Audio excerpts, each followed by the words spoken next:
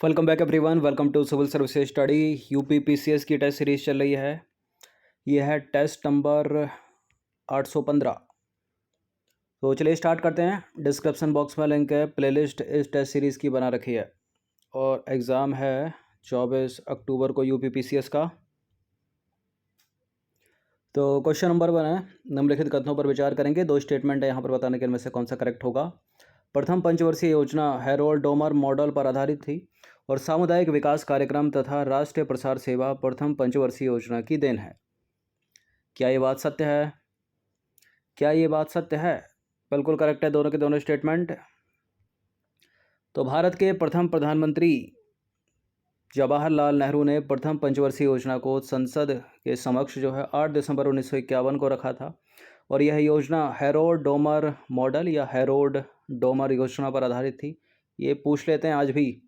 इस योजना का मुख्य लक्ष्य था कृषि क्षेत्र, जिसके अंतर्गत बांध और सिंचाई मुख्य बिंदु थे। स्वतंत्रता के बाद बंटवारे के कारण कृषि क्षेत्र बुरी तरह प्रभावित था, अतः उस पर ध्यान देना प्रथम वरीयता का कार्य था।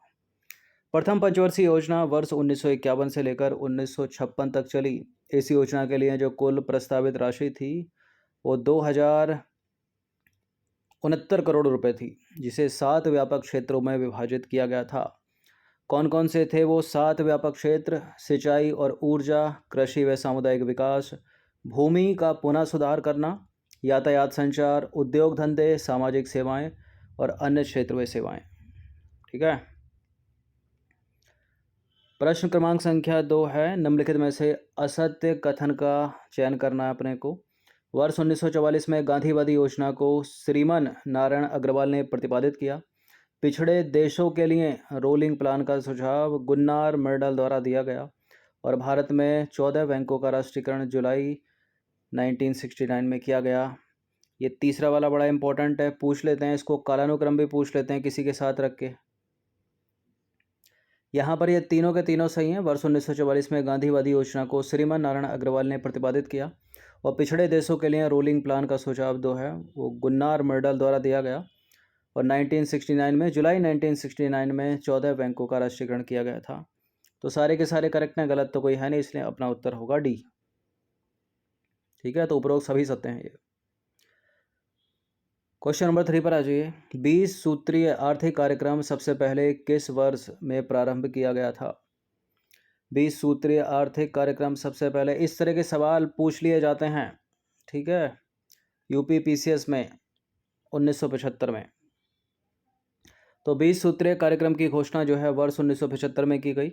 उसके बाद वर्ष 1982 में, 1986 और सन 2006 में इस कार्यक्रम की पुनः संरचना की गई। वर्तमान में 20 सूत्रीय कार्यक्रम 2006 लागू है और इस कार्यक्रम का मूल उद्देश्य है पिछड़े एवं निर्धन व्यक्तियों के जीवन स्तर में सुधार करना। उद्देश्य में देखा जाए तो गरीबी उन्मूलन, जीवन स्तर में सुधार, सुशिक्षित व जिम्मेदार नागरिक बनाना। क्वेश्चन नंबर 4 पर आ जाइए। दो स्टेटमेंट के साथ बताइए कौन सा करेक्ट है। निम्नलिखित कथनों पर विचार करना है। गरीबी हटाओ का नारा इंदिरा गांधी द्वारा वर्ष 1971 में दिया गया था और इस नारे को 5वीं पंचवर्षीय योजना के मुख्य लक्ष्य के रूप में शामिल किया गया। बताइए, इंदिरा गांधी के द्वारा या जवाहरलाल नेहरू के द्वारा या लाल बहादुर शास्त्री? इंदिरा गांधी ही है। ठीक है, करेक्ट है, सन भी सही है 1971। इस नारे को 5वीं पंचवर्षीय योजना के मुख्य लक्ष्य के रूप में शामिल किया गया था। कई बार प्रश्न ये किया गया है कि गरीब हटाओ का नारा कौन सी पंचवर्षीय योजना का है, तो 5वीं पंचवर्षीय योजना।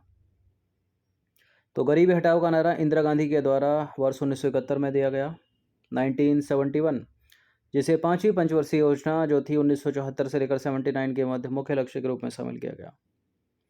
नंबर 5 पर आ जाइए। निम्नलिखित कथनों पर विचार करेंगे। पहला स्टेटमेंट है, लॉरेंज वक्र और गिनी गुणांक ये दोनों के दोनों आय की विषमता की माप से संबंधित हैं और लॉरेंज वक्र को वर्ष 1905 में मैकस और लॉरेंज तथा गिनी गुणांक को वर्ष 1912 में कारेडो गिनी ने विकसित किया था। ये दोनों के दोनों स्टेटमेंट करेक्ट हैं एकदम। ठीक है, सी है इसका आंसर। निर्धनता की संस्कृति की अवधारणा को निम्नलिखित में से किसके द्वारा प्रस्तुत किया गया? निर्धनता की संस्कृति की अवधारणा को प्रस्तुत किया है किसने? ऑस्कर लुइस ने। ठीक है, ऑप्शन नंबर ए। तो निर्धनता की संस्कृति की अवधारणा को अमेरिकी नरविज्ञानी ऑस्कर लुइस के द्वारा प्रस्तुत किया गया था।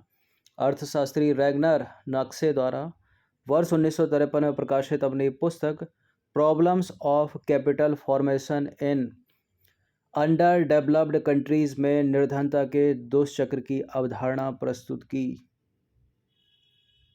ठीक है, रैगनर ने 1953 में। सातवां प्रश्न है, विभेदीकृत ब्याज दर योजना को सेंट्रल गवर्नमेंट ने किस वर्ष प्रारंभ किया था? विभेदीकृत ब्याज योजना को 1972 में। तो विभेदीकृत ब्याज दर योजना को केंद्र सरकार ने वर्ष 1972 में प्रारंभ किया था। इस योजना का उद्देश्य समाज के कमजोर वर्गों को रियायती दर पर ऋण उपलब्ध कराना था। देखिए, ऐसी कुछ इंपॉर्टेंट एक तरह से करंटी है जो इतिहास बन गई है। ठीक है, और ये प्रश्न पूछे जाते हैं यूपी पीसीएस के एग्जाम में।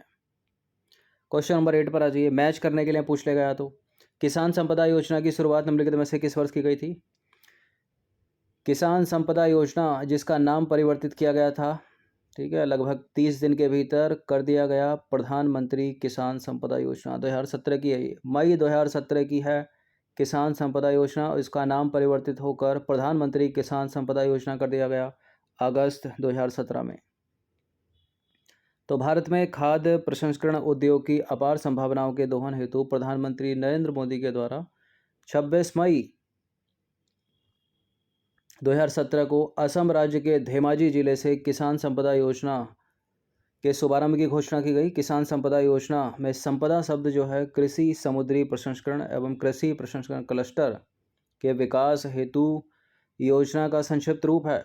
किसान संपदा योजना का पुनः नामकरण किया गया 23 अगस्त 2017 को प्रधानमंत्री किसान संपदा योजना के रूप में। क्वेश्चन नंबर 9 पर आ जाइए, उत्तर प्रदेश इलेक्ट्रिक वाहन मैन्युफैक्चरिंग नीति 2019 को कब मंजूरी प्रदान की गई? उत्तर प्रदेश इलेक्ट्रिक वाहन मैन्युफैक्चरिंग नीति 2019 को मंजूरी प्रदान की गई 2019 में। कब? 6 अगस्त 2019 में। तो 6 अगस्त 2019 को उत्तर प्रदेश सरकार ने उत्तर प्रदेश इलेक्ट्रॉनिक वाहन मैन्युफैक्चरिंग नीति के प्रख्यापन को मंजूरी प्रदान की। 10वां प्रश्न, निम्नलिखित कथनों पर विचार करेंगे। पहला स्टेटमेंट, फिर दूसरा स्टेटमेंट बताना कि इनमें से कौन सा करेक्ट है। उत्तर प्रदेश सरकार द्वारा 24 जनवरी 2018 को उत्तर प्रदेश दिवस के अवसर पर एक जिला एक उत्पाद योजना का शुभारंभ किया गया और इस योजना के माध्यम से उत्तर प्रदेश राज्य के विभिन्न जिलों में उत्पाद विशेष रूप से संबद्ध छोटे, मध्यम और परंपरागत उद्योगों के विकास को प्रोत्साहित किया जाएगा। क्या ये दोनों बात सत्य हैं? बिल्कुल, ये दोनों की दोनों बात सत्य हैं। सी है इसका आंसर। तो एक जिला एक उत्पाद योजना के क्रियान्वयन से उत्तर प्रदेश में हर साल लगभग 5 लाख नए लोगों को रोजगार के अवसर भी प्राप्त होने की संभावना है। क्वेश्चन नंबर 11 पर आ जाइए, उत्तर प्रदेश सरकार ने शहरी प्रवासियों के लिए किफ़ायती किराए की आवास योजना को कब मंजूरी प्रदान की? 26 मार्च 2021, यानी हाल ही की बात है ये, या 26 अप्रैल 2021 या 26 मई 2021 या उपरोक्त में से कोई नहीं, कोई और डेट है। देखिए, इन्हीं में से कोई एक है। ठीक है, 26 मार्च 2021 को। तो 26 मार्च 2021 को उत्तर प्रदेश सरकार ने छात्रों और शहरों में रहने वाले गरीब लोगों और शहरी प्रवासियों के लिए किफ़ायती किराए के आवास और परिसर योजना के प्रस्ताव को मंजूरी प्रदान की है 26 मार्च 2021 में। क्वेश्चन नंबर 12 पर आ जाइए, उत्तर प्रदेश में कस्तूरबा गांधी बालिका विद्यालय योजना का शुभारंभ कब किया गया? उत्तर प्रदेश में कस्तूरबा गांधी बालिका विद्यालय योजना का शुभारंभ किया गया था वर्ष 2004 में। तो कस्तूरबा गांधी बालिका विद्यालय योजना का शुभारंभ उत्तर प्रदेश में अगस्त 2004 में किया गया था। क्वेश्चन नंबर 13 पर आ जाइए, निम्नलिखित कथनों पर विचार करेंगे। दो स्टेटमेंट के साथ बताइए कौन सा करेक्ट होगा। 16 मार्च 2021 को उत्तर प्रदेश मंत्री परिषद ने मुख्यमंत्री आवास योजना ग्रामीण के दिशा निर्देशों में संशोधन संबंधी प्रस्ताव को स्वीकृति प्रदान की है और इस संशोधन के तहत हुआ क्या है? सहरिया, कोल और थारू श्रेणी के 5 निर्धन लाभार्थियों को मुख्यमंत्री आवास योजना ग्रामीण की पात्रता श्रेणी में शामिल किया गया है। अब सहरिया समुदाय होगा, कोल होगा, थारू होगा, इनमें से एक भी नहीं होगा। ठीक है, तो स्टेटमेंट गलत हो जाएगा। क्या तीनों के तीनों समुदाय हैं ये? बिल्कुल, ये तीनों के तीनों समुदाय हैं जिनको शामिल किया गया है मुख्यमंत्री आवास योजना ग्रामीण में। ठीक है, उनकी पात्रता श्रेणी में सी है इसका आंसर। तो 30 जनवरी 2018 को जो है लगभग 3 साल पहले उत्तर प्रदेश मंत्रिमंडल की बैठक में मुख्यमंत्री आवास योजना ग्रामीण लागू करने का निर्णय लिया गया था और उत्तर प्रदेश के बजट 2021-22 में इस योजना हेतु 369 करोड़ रुपए का आवंटन किया गया है, इसलिए न्यूज़ में है ये योजना। और 16 मार्च 2021 को उत्तर प्रदेश मंत्रिपरिषद ने मुख्यमंत्री आवास योजना ग्रामीण के दिशा निर्देशों में संशोधन संबंधी प्रस्ताव को जो है स्वीकृति प्रदान की है। और इस संशोधन के तहत हुआ क्या है, शहरिया समुदाय, कोल समुदाय और थारू समुदाय के जो पात्र निर्धन लाभार्थी हैं उनको इस योजना की पात्रता श्रेणी में शामिल किया गया है। नंबर 14 पर आ जाइए। उत्तर प्रदेश सरकार के द्वारा मुख्यमंत्री पर्यटन संवर्धन योजना को स्वीकृति प्रदान की गई कब? 2018, 19, 20 या 21 में। उत्तर प्रदेश सरकार द्वारा मुख्यमंत्री पर्यटन संवर्धन योजना बताइए कब की है? 21 जनवरी 2020। तो 21 जनवरी 2020 को उत्तर प्रदेश सरकार द्वारा मुख्यमंत्री पर्यटन संवर्धन योजना के क्रियान्वयन हेतु प्रक्रिया निर्धारित करने से संबंधित प्रस्ताव को मंजूरी प्रदान की गई है। और इस योजना के अंतर्गत उत्तर प्रदेश में स्थित महत्वपूर्ण धार्मिक, आध्यात्मिक, प्राचीन, सांस्कृतिक एवं प्राकृतिक स्थलों के सतत विकास एवं उनके संवर्धन हेतु प्रत्येक विधानसभा क्षेत्र में स्थित एक पर्यटन स्थल को विकसित किया जाएगा। क्वेश्चन नंबर 15 पर आ जाइए। उत्तर प्रदेश राज्य सरकार ने मुख्यमंत्री पर्यटन संवर्धन योजना को बजट 2021-22 में कितने करोड़ रुपए का आवंटन किया है? कितने करोड़ रुपए का आवंटन किया है? एग्जैक्ट ऐसे धनराशि सीधे सीधे पूछ ली जाती है, ठीक है, तो कुछ धनराशि याद रखिएगा। क्या है इसका सही उत्तर? इसका सही उत्तर है 200 करोड़ रुपए। तो मुख्यमंत्री पर्यटन संवर्धन योजना में उत्तर प्रदेश ने बजट 2021-22 में, ठीक है, मतलब इस साल के बजट में 200 करोड़ रुपए का आवंटन किया है। तो करंट से रिलेटेड ये 15 प्रश्न थे, इनकी प्रैक्टिस एक बार कर लीजिएगा। धन्यवाद।